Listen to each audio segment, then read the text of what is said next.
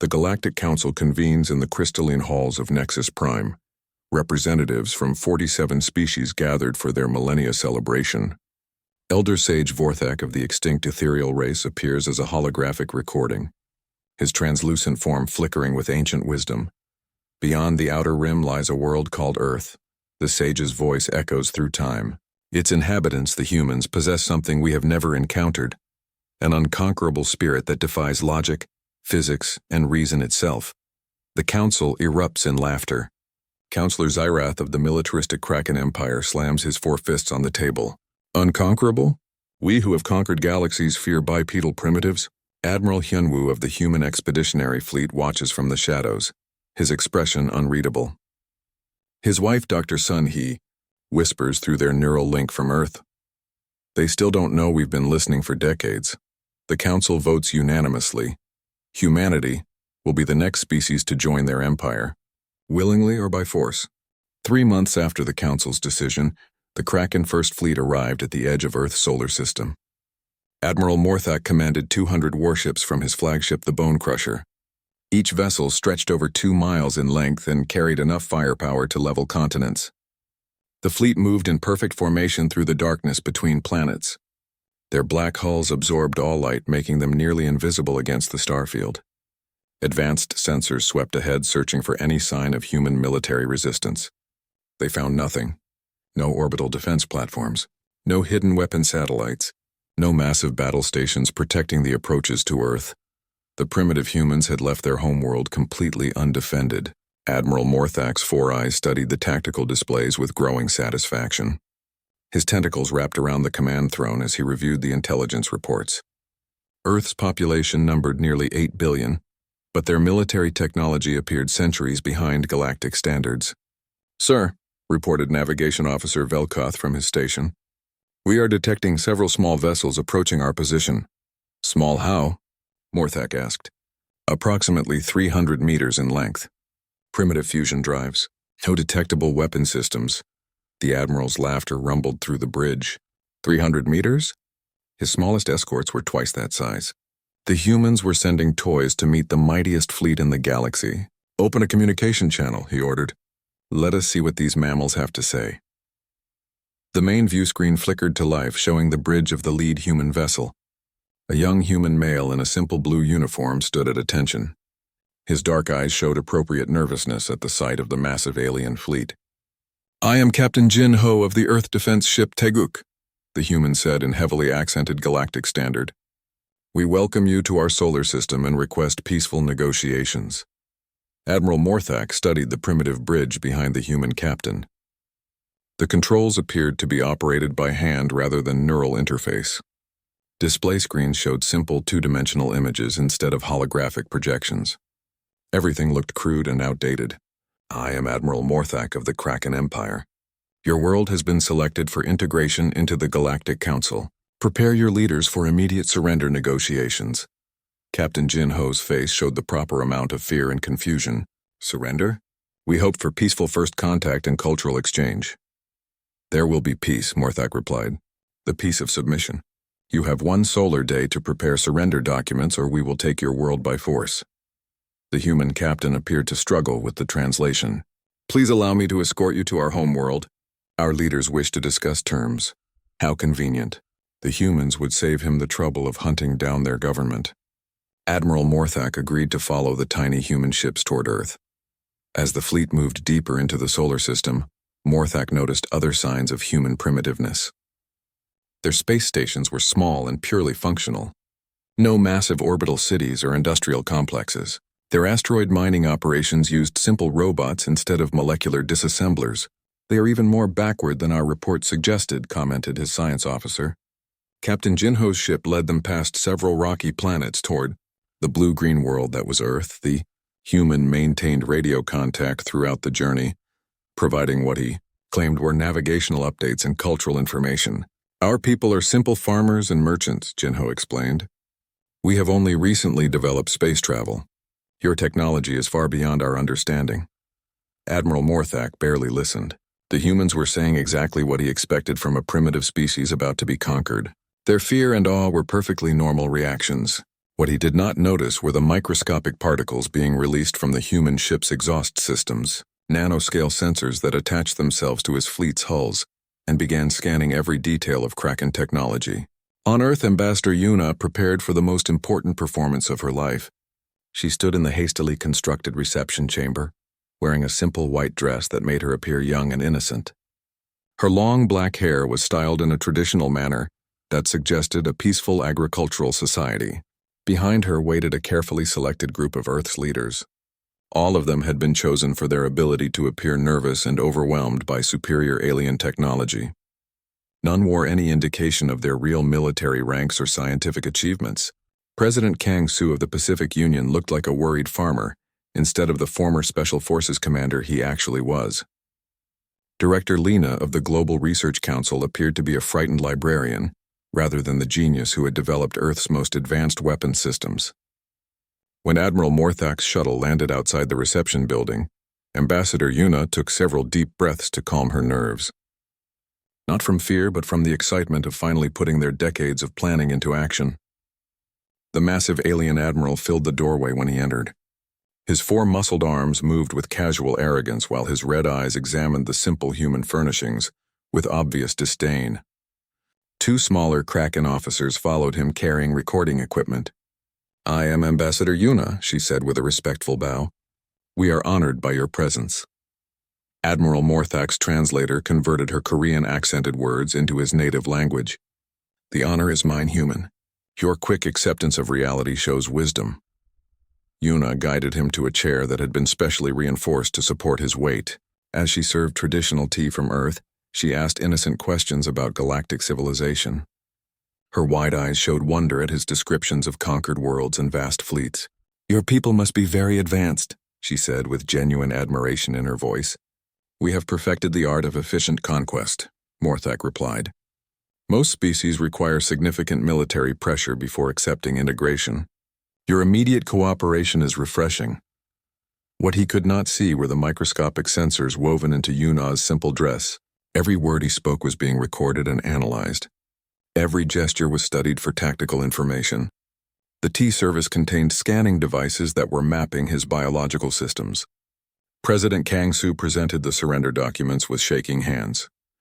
"We hope our people can find a place in your great civilization." The papers contained exactly what Admiral Morthak expected. Complete submission to Galactic Authority, agreement to provide resources and labor as required, acceptance of occupation forces and administrative control. He signed the documents without reading them carefully. Why waste time on the details when the outcome was obvious? "Your cooperation will be noted in our reports," he told the assembled humans. Peaceful integration always produces better results than forced conquest. Ambassador Yuna smiled with apparent gratitude. "We only want what is best for our children's future." The formal ceremony lasted 3 hours. Admiral Morthak answered questions about galactic law and administrative procedures. The humans took careful notes and asked for clarification on technical terms. Everything proceeded exactly as it should during the conquest of a primitive world. When the Kraken delegation returned to their ships, Admiral Morthak felt completely satisfied with the day's work. Earth would become another success story in the Empire's expansion. The humans had shown proper respect for superior force and accepted their fate with dignity. His fleet took positions around Earth to begin the occupation. Troop transports prepared to land at major population centers. Administrative personnel reviewed lists of human leaders who would need to be controlled or eliminated. None of them suspected that every scan of their technology had been recorded. Every conversation had been analyzed. Every tactical display had been memorized by human agents with perfect recall.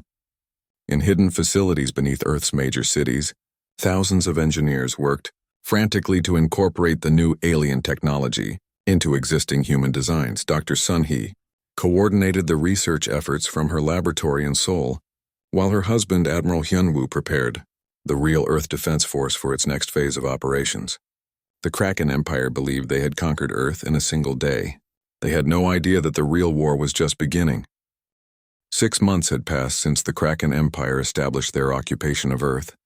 From orbit, Admiral Morthak watched with complete satisfaction as human civilization adapted to galactic rule. Every report confirmed that the conquest had been perfectly successful. Human workers labored in the new processing facilities that converted Earth's resources into materials the Empire needed. Their former military leaders made public speeches thanking the Kraken for bringing peace and order to their primitive world. The orbital monitoring stations detected no signs of organized resistance anywhere on the planet. The humans exceed all expectations for cooperative subjects, reported Intelligence Officer Zalthar during the morning briefing. Production quotas are being met ahead of schedule in all sectors. Admiral Morthak's 4 eyes gleamed with pride. His conquest of Earth had become a model for efficient planetary integration. The Galactic Council had already requested detailed reports on his methods for use with other primitive species. "Any security concerns?" he asked. "None of significance. Local police forces maintain order under our supervision. The disbanded human military has caused no problems. Crime rates have actually decreased since our arrival. Everything appeared exactly as it should on a properly conquered world. The humans had accepted their place in the galactic order with remarkable speed. Their leaders cooperated fully with occupation administrators. Their workers performed assigned tasks without complaint. What Admiral Morthak could not see was the vast network of tunnels being carved beneath Earth's ocean floors. Commander Jae-sung supervised the construction from his mobile command center 3 miles under the Pacific. Automated mining systems worked around the clock to hollow out spaces large enough for the largest ships ever built by human hands. The ocean depths provided perfect cover for the construction project. Kraken sensors could not penetrate more than a few hundred meters through salt water. The thermal vents and mineral deposits masked the heat signatures from the massive industrial operation below. "Section 7 is complete," reported Chief Engineer Wu Bin over the secure communication system. "We can begin assembly of the first squadron tomorrow." Commander Jae-sung studied the holographic displays showing the construction progress. 12 separate facilities were building components for the new Earth fleet. Each ship would be 3 times larger than anything in the Kraken Navy and armed with weapons based on captured alien technology. "What about the power systems?" he asked. "Dr. Yunji's team has perfected the energy conversion process. We can turn their own weapon signatures against them."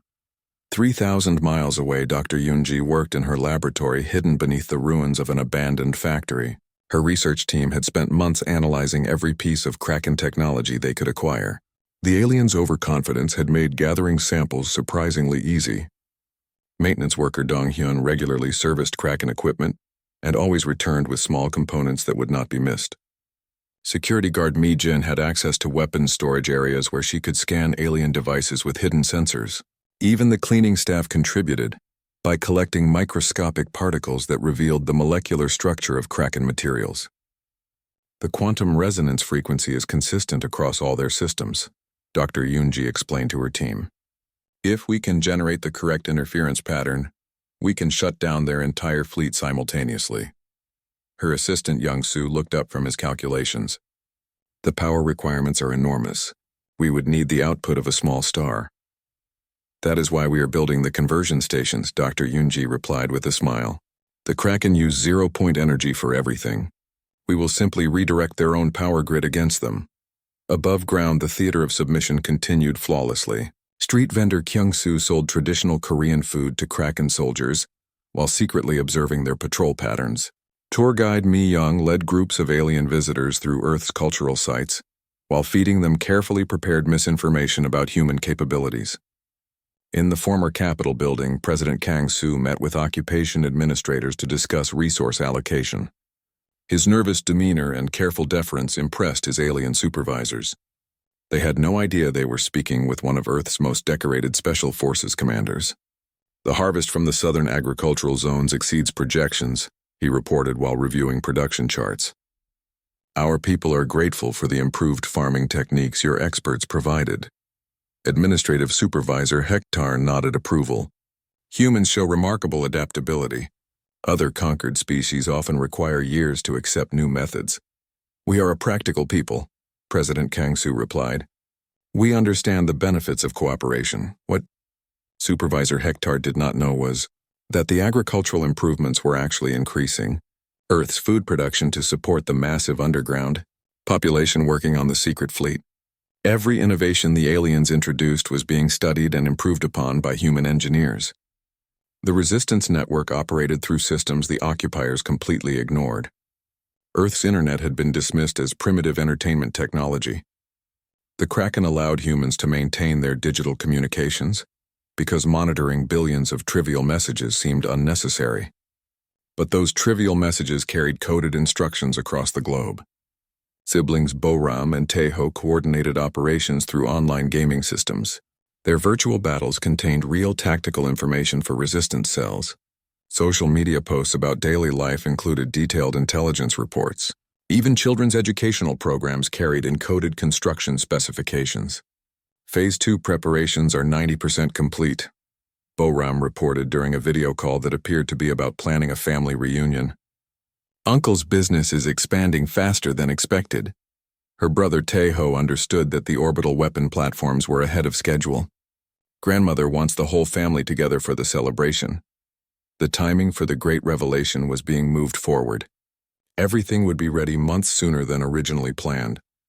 Meanwhile, Counselor Zirath arrived from the Galactic Core for an inspection tour of the model Conquest. His massive shuttle landed at the main spaceport where Ambassador Yuna waited to greet him with a delegation of human leaders. "Welcome to Earth, honored Counselor," she said with a deep, respectful bow. "We are humbled by your visit." Zirath's red eyes examined the gathering of submissive humans with obvious satisfaction. "Admiral Morthak's reports have been most impressive. The Council wishes to study your integration methods." During the 3-day tour, Counselor Zirath saw exactly what the humans wanted him to see. Happy workers in efficient factories. Grateful leaders praising galactic civilization. Children in schools learning about their place in the greater universe. At a carefully staged cultural presentation, traditional Korean dancers performed while Zirath sampled local foods. The grace and beauty of human art impressed him. These creatures might be primitive, but they showed aesthetic sensibilities worth preserving. "Your species has adapted remarkably well," he told Ambassador Yuna as they watched the sunset from the terrace of the former presidential palace. "We are honored to be part of something greater than ourselves," she replied with perfect sincerity. What Counselor Zirath could not see was the massive construction operation happening directly beneath his feet. 5 miles down, automated systems were completing the final assembly of weapons that would reshape galactic civilization. When his shuttle departed Earth 3 days later, Counselor Zirath carried glowing reports back to Nexus Prime.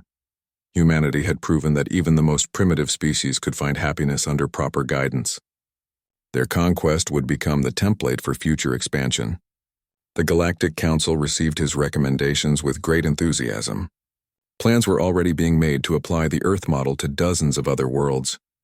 The age of easy conquest was just beginning. But in the depths of Earth's oceans, Commander Jae-sung received the final confirmation his fleet had been waiting for. "All systems are operational," reported his communications officer. "The fleet is ready." 3,000 miles away, Dr. Yoonji completed her final calculations. "The conversion network is online," she announced. "We can begin the awakening."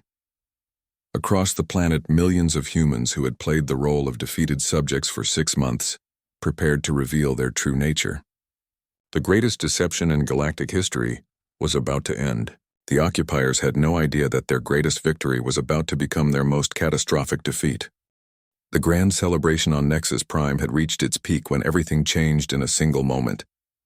Representatives from 47 species raised their glasses in a toast to the conquest of Earth. The crystal halls rang with laughter and congratulations for Admiral Morthak's perfect victory. Counselor Zirath stood at the head of the great table holding a goblet filled with liquid starlight. His forearms gestured grandly as he addressed the assembled delegates. "The Earth conquest proves our methods are flawless," he declared. "No species can resist the combined might of the Galactic Council. We have achieved true peace through absolute dominance."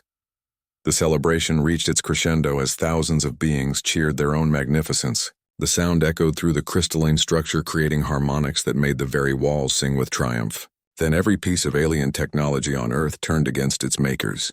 The change began quietly. In the Kraken processing facilities on Earth, machines that had been converting human resources suddenly reversed their operations. Instead of extracting materials, they began pumping energy back into the planet's core. Warning lights flashed as automated systems reported impossible readings. Kraken Supervisor Velton stared at his control panel in confusion. "The quantum processors are operating backwards. This should not be possible." His human assistant Jinwoo appeared equally puzzled. Perhaps we should shut down the facility until technicians can investigate. What Supervisor Velthan did not know was that Jinwoo had spent months learning exactly how to trigger this malfunction. Every button he pressed and every system he activated had been planned for this precise moment. Across Earth, similar scenes played out in every alien facility. Human workers who had appeared ignorant and cooperative suddenly demonstrated perfect knowledge of systems they supposedly did not understand. Equipment that had functioned flawlessly for months began experiencing cascade failures. In orbit around Earth, the Kraken fleet detected the first signs of trouble when their ship's power cores began fluctuating wildly. Admiral Morthak rushed to his flagship's bridge as emergency alarms filled the air. "Report," he commanded. "All systems are experiencing resonance interference," his science officer replied. "The quantum signature is consistent with our own technology but inverted somehow." "That is impossible. Only we understand quantum resonance principles." But even as he spoke, Admiral Morthak watched his weapon systems shut down one by one. The massive guns that could shatter continents went offline. The shields that could deflect stellar radiation collapsed. Even basic life support began to flicker. On Nexus Prime, the celebration continued for several more minutes before the first reports arrived. A junior aide whispered urgent news into Counselor Zyreth's ear. His red eyes widened with disbelief as he processed the information. "Silence!" he roared across the hall. His voice boomed through the crystal walls, bringing the celebration to an abrupt halt. "We have received disturbing reports from the Earth sector," he announced. "There appears to be some form of technical malfunction affecting our occupation forces." The delegates murmured with concern but no real worry. Technical problems happened occasionally during planetary integration. The humans were too primitive to pose any real threat. That confidence lasted exactly 30 seconds. The holographic display systems throughout the hall suddenly activated, showing live feeds from around Earth. But instead of the submissive, conquered world, they expected the delegates saw something impossible. Massive ships were rising from the depths of Earth's oceans. Vessels larger than anything in the galactic fleet emerged from hidden construction bays beneath the waves. Their hulls gleamed with advanced armor that made Kraken technology look primitive by comparison. "This cannot be real," whispered Ambassador Veltar of the Silicon Collective. Her crystalline form flickered with shock, but the displays showed more than just ships. Human military forces were emerging from underground facilities across the planet. Soldiers in advanced armor carried weapons that glowed with contained energy. Vehicles that had never appeared in any intelligence report moved through streets with obvious familiarity. The most shocking sight appeared on the main display. The former Earth defense ship Teguk had transformed completely. Its hull had unfolded like a flower to reveal a battleship 3 times its original size. Captain Jinho stood on a bridge that rivaled anything in the galactic fleet. "This is Captain Jinho of the Earth battlecruiser Teguk to all Kraken forces." His voice echoed through both the orbital fleet and the council chambers. "You are ordered to surrender immediately or face destruction." Admiral Morthak's laughter boomed across his bridge. "Surrender? To primitive mammals? Open fire on all human vessels." But when his weapons officer pressed the firing controls, nothing happened. Every system remained offline. The quantum resonance interference had spread throughout his entire fleet. "Sir," his science officer reported with growing panic, "the interference is not random. Someone is deliberately using our own technology against us." That someone revealed himself in the council chambers on Nexus Prime. A figure stepped from the shadows of the upper galleries where he had remained hidden throughout the celebration. Admiral Hyunwoo of the Human Expeditionary Fleet walked calmly down the crystal steps toward the main floor. He wore a uniform that combined traditional Korean design with advanced materials that seemed to absorb light itself. His calm expression showed no surprise at the chaos erupting around him. "You were warned," he said in perfect galactic standard. His voice carried clearly through the stunned silence. The sages spoke the truth about humanity. Counselor Zyreth's forearms trembled with rage and confusion. "Impossible. We monitored your world for decades. You had no advanced technology." Admiral Hyunwoo smiled coldly. "You monitored what we allowed you to see. Humanity has been aware of galactic civilization for over 50 years. Every probe you sent was detected. Every surveillance satellite was compromised. Every intelligence report was carefully crafted to show you exactly what we wanted. The displays around the hall showed the true scope of human preparation. Hidden shipyards across the solar system were launching fleets that dwarfed anything the galaxy had ever seen. Orbital weapon platforms that had been disguised as simple communication satellites revealed their true nature as planet killers. But the most devastating revelation came when Dr. Yunji appeared on the communication system from her laboratory on Earth. "Honored delegates," she said with mock respect, "allow me to explain what is happening to your fleets. For months we have been introducing quantum viruses into your technology. Every system you brought to our world has been compromised." The displays showed Kraken ships throughout the galaxy beginning to experience similar malfunctions. The quantum virus had spread through their communication networks to every vessel in their fleet. "Your weapons will not function," Dr. Yunji continued.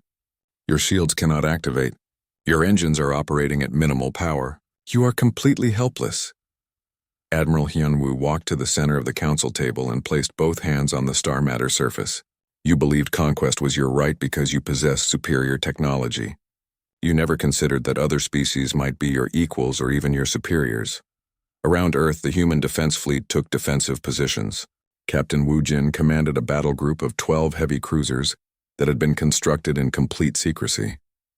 Each ship carried weapons based on principles the aliens had never imagined. "All Kraken vessels are disabled," he reported to Admiral Hyunwoo, awaiting orders. The council delegates stared in absolute shock as their perfect conquest dissolved into complete defeat. Species that had ruled the galaxy for millennia found themselves facing opponents they had dismissed as primitive animals. High Priest Morgan's gaseous form swirled with panic. "This is impossible. You lack the industrial capacity for such construction." Admiral Hyunwoo's smile grew wider. "You never bothered to look beneath Earth's oceans.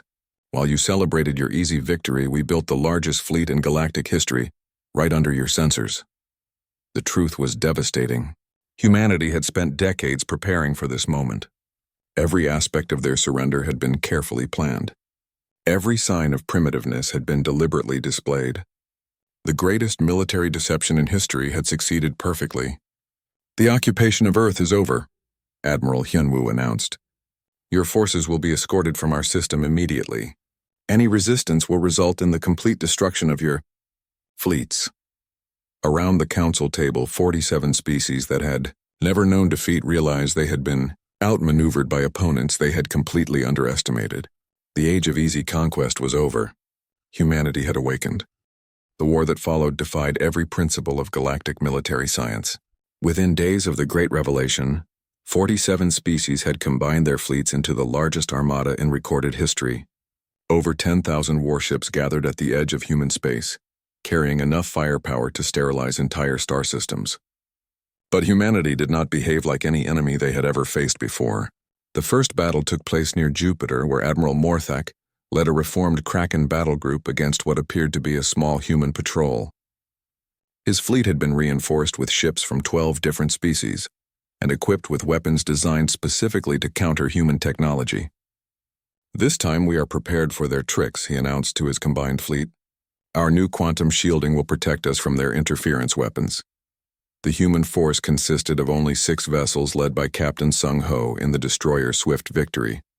The aliens outnumbered them 50-1 and possessed firepower advantage of nearly 100-1. By every tactical calculation, the humans should have been annihilated within minutes. Instead, something impossible happened.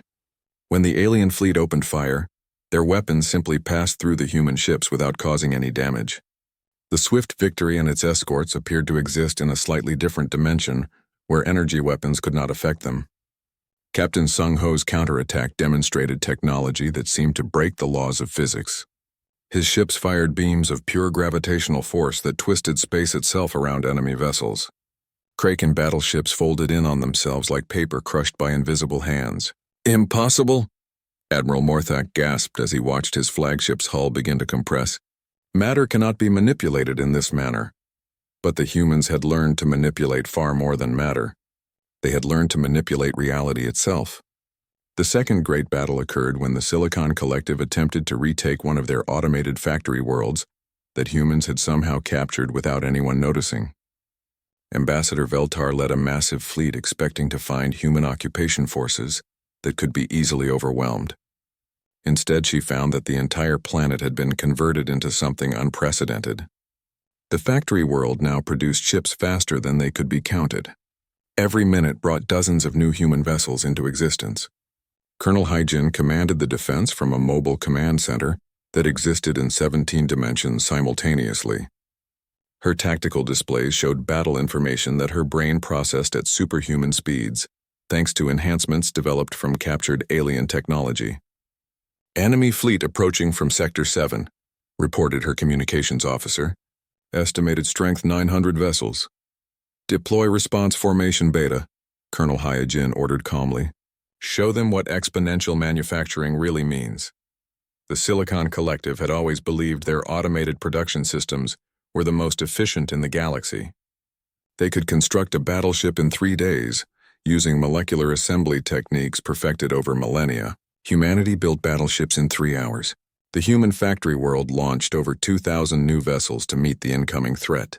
Each ship incorporated improvements based on analysis of the previous battle.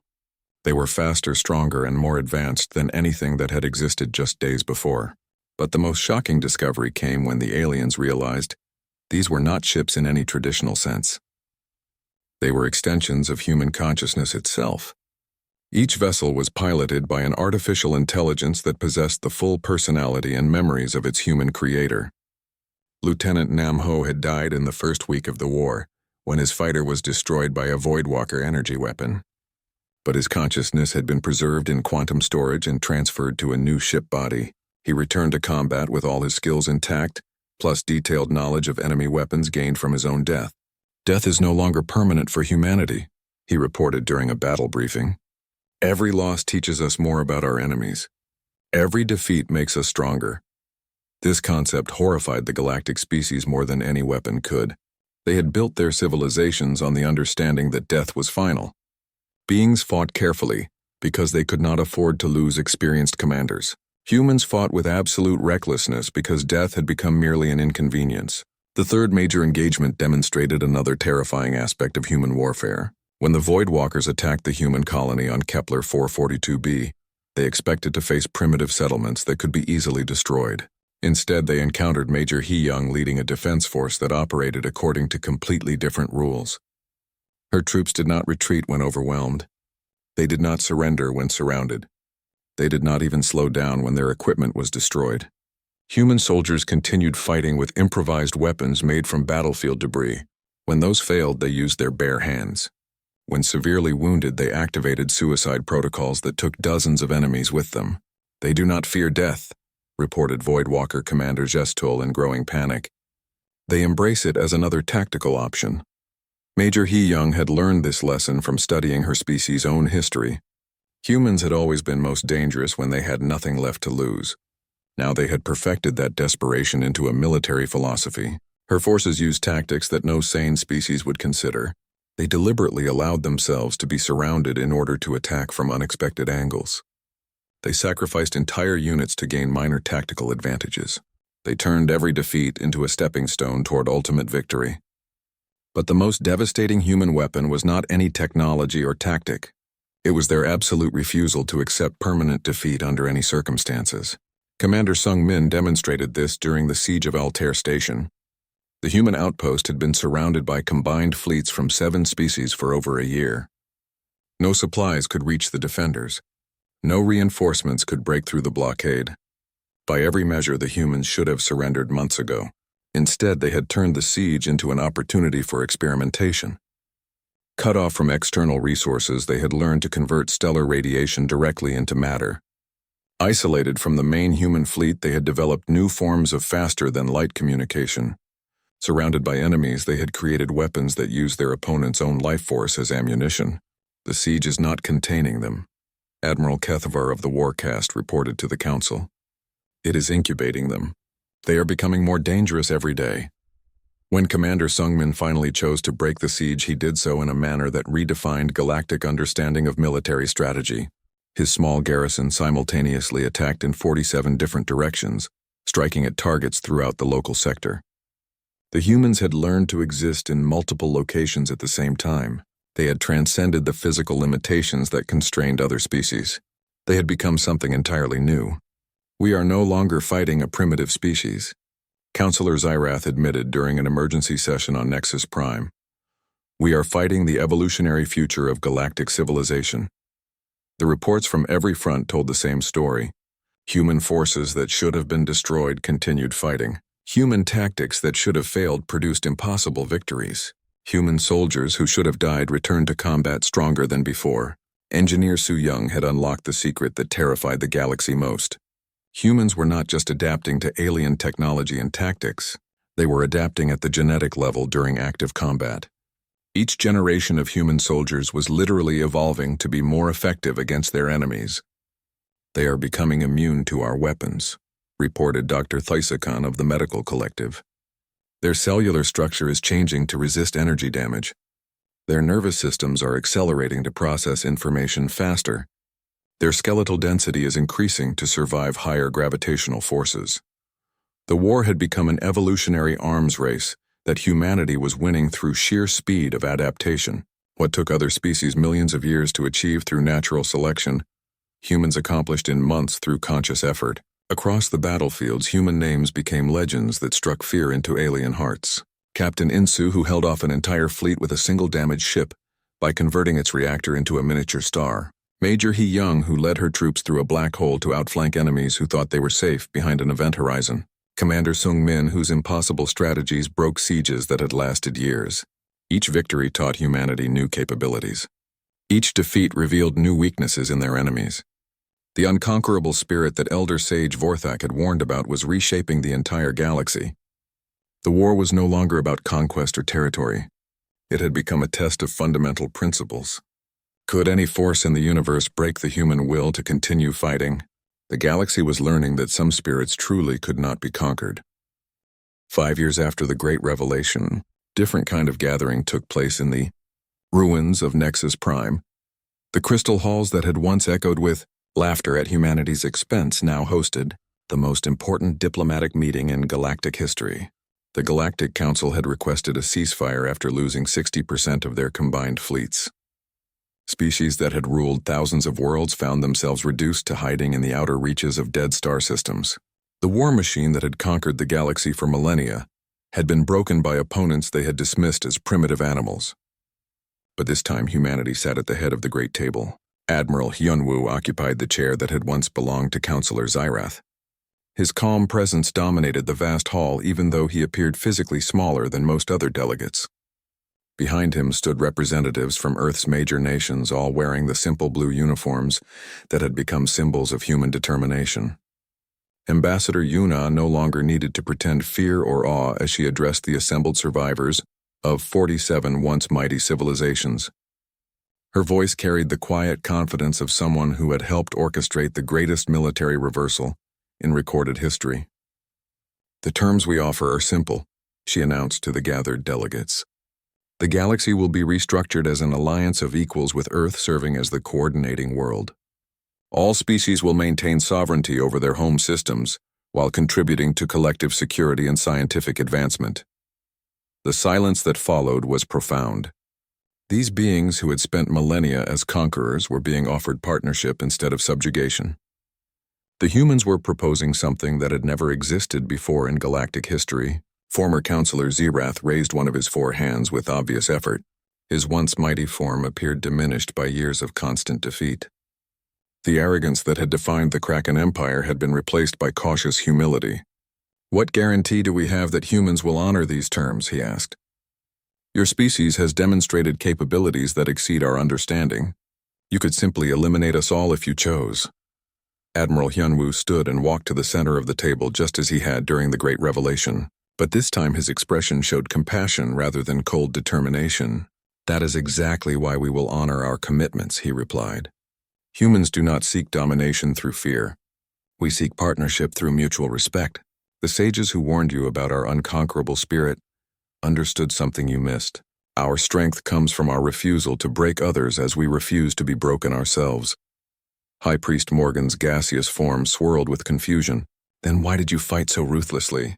Your forces showed no mercy in combat." "We showed no mercy to those who showed no mercy to others," Admiral Hyunwoo corrected. "But we also offered alliance to any who chose cooperation over conquest. Several species accepted our partnership during the war and have prospered under the new system. The holographic displays around the hall activated, showing scenes from across the galaxy. But instead of battle footage, they revealed something unprecedented. Human ships patrolling trade routes that were now completely safe from pirates. Human scientists working alongside alien researchers to solve problems that had persisted for centuries. Human diplomats mediating disputes that had once led to genocidal wars. The transformation was undeniable. Under human leadership, the galaxy was experiencing its first true golden age in recorded history. The Orion Trade Corridor sees 98% fewer attacks since human patrols began, reported Captain Jinho from his flagship. Commerce has increased by 400% across all participating systems. Dr. Sun-hee appeared via hologram from her research complex on Earth. Her laboratory had become the center of galactic scientific advancement, where the greatest minds from dozens of species worked together on projects that benefited everyone. Joint research initiatives have produced breakthroughs in medical technology that have extended average lifespans by 30% across participating species, she announced. Energy production efficiency has improved by 60%. Food distribution systems have eliminated hunger on over 2,000 worlds. The delegates listened with growing amazement. These humans who had destroyed their military forces were now offering to share advanced technology freely. Species that had been mortal enemies for millennia were working together under human coordination. Ambassador Veltar of the Silicon Collective spoke for the first time since the ceasefire began. Her crystalline form no longer flickered with the cold calculation that had once defined her people. "Why do you offer such generous terms to those who sought your destruction?" she asked. Ambassador Yuna smiled with genuine warmth. "Because Elder Sage Vorthak understood the true nature of human strength. We become stronger when those around us become stronger. We prosper when others prosper. Our unconquerable spirit is not about defeating enemies, but about lifting everyone to higher possibilities." The truth of her words was evident throughout the hall. Former enemies were discovering that cooperation produced better results than conquest ever had. Resources that had been wasted on warfare were now directed toward exploration and development. Commander Jae Sung reported from the Outer Rim, where human exploration fleets had made contact with dozens of new species. But instead of conquest, these first contacts had resulted in immediate partnerships and cultural exchanges. "We have discovered 17 new civilizations in the past year," he announced. "All have chosen to join the alliance voluntarily after observing the benefits of cooperation." Dr. Yoon-ji had turned her weapons research toward peaceful applications. The same technology that had disabled entire fleets was now being used to clean pollution from dead worlds and restore damaged ecosystems. "Environmental restoration projects are ahead of schedule on over 300 worlds," she reported. "Species thought extinct for centuries are being successfully revived using genetic reconstruction techniques." The delegates began to understand that they were witnessing something that had never existed before in galactic history, a dominant species that used its power to elevate others rather than suppress them. "The alliance structure ensures that no single species can dominate others," Admiral Hyun-woo explained. "Each world maintains its sovereignty while contributing to collective security and advancement. Disputes are resolved through mediation rather than warfare. Scientific discoveries are shared freely to benefit all members." Former Admiral Morthak of the Kraken Empire spoke hesitantly. "And if we refuse these terms, then you will be left alone to pursue whatever future you choose," Admiral Hyun-woo replied without hesitation. "But you will not be permitted to threaten or attack alliance members. Any aggression will result in immediate defensive action." The choice was clear. Join the new galactic alliance as equals or face isolation and irrelevance. After 5 years of devastating defeats, no species was willing to continue fighting humanity. One by one, the delegates accepted the terms. Former enemies became partners in building a civilization based on cooperation rather than domination. The signing ceremony took place where the original Galactic Council had once voted to conquer Earth. Now representatives from over 100 species signed documents, creating the first truly voluntary galactic government in history. Ambassador Yuna presented the final document for Admiral Hyun-woo's signature. As he signed his name, the assembled delegates realized they were witnessing the beginning of a new age. "The sages spoke the truth about humanity," Admiral Hyun-woo said as he set down the signing stylus. We are unconquerable because we never stop growing. We never stop learning. We never stop believing that tomorrow can be better than today. Outside the crystal halls, human ships took their positions as guardians of galactic peace. But these were not the warships that had broken the old empire. They were exploration vessels and research platforms designed to push the boundaries of known space. On Earth, in a small memorial garden overlooking the rebuilt United Nations building, stood a new statue. Elder Sage Vorthak's translucent form was carved from materials that caught and reflected light in patterns that seemed almost alive. The inscription beneath the statue read simply, "He tried to warn them. They should have listened, but they learned." Children from dozens of species played in the gardens around the memorial, while their parents worked together on projects that would have been impossible under the old system. The galaxy that had once been ruled by fear and conquest was now guided by hope and cooperation. And in the depths of space, human exploration fleets continued their eternal mission, not to conquer new worlds, but to discover new possibilities, not to break the will of other species, but to help them find their own unconquerable spirits. The age of easy conquest was over forever. The age of unlimited potential had begun. The sages had spoken the truth. Humanity was unconquerable. But they had also proven that unconquerable did not mean alone. It meant lifting everyone toward heights that none could reach by themselves. The galaxy would never be the same. And that was exactly what humanity had always intended.